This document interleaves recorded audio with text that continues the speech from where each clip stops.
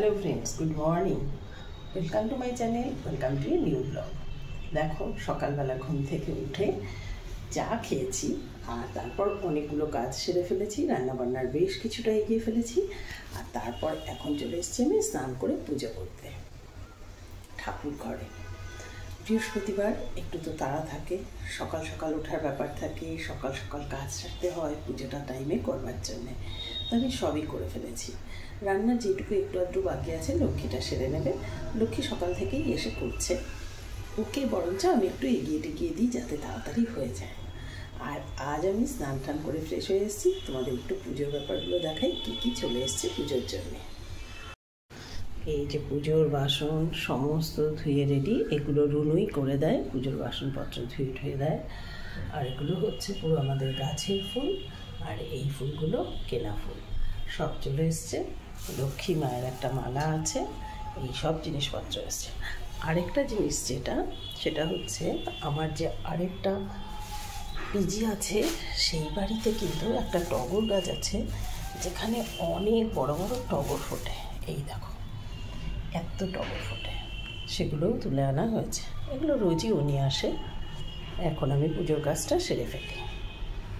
দোল খেলেছিল সব ঠাকুররা, তাদের সমস্ত কাপড় চোপড় সব নষ্ট হয়ে গিয়েছিল, সেগুলো সব কেচে ধুয়ে পরিষ্কার করে রেখেছিলাম। এগুলো আবার একটু একটু করে এখন সব পেতে দেবো, কারণ পুরো আবির মাখামাখি ছিল, সেই জন্য এগুলো এখন সব পাতবো। পুজো করে চলে এসেছি, ওই দিকের কাজকর্ম শেষ, বড় ছেলের ঘরেও পুজো দিয়ে এলাম।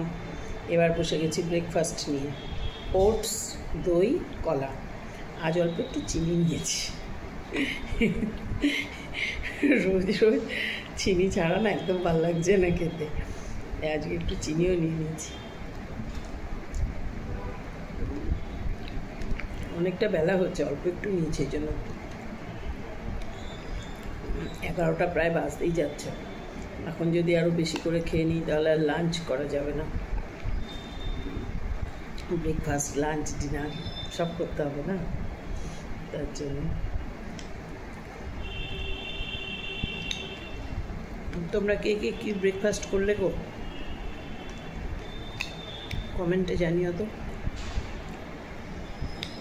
আমি একটু ওয়েট কমানোর চেষ্টা করছি, কিন্তু আবার লোভের ঠালায় সবই খেয়েও ফেলছি, ওয়েট আর কম হবে না। যখনই ওয়েট কমানোর কথা চিন্তা ভাবনায় আসে তখনই দেখেছি বাড়িতে শুধু ভালো ভালো খাবার নিয়ে আসে ছেলেরা। পিৎজা নিয়ে চলে এলো, এই স্যান্ডউইচ বানিয়ে ফেলো, এই তখন এগুলো চলতে থাকে।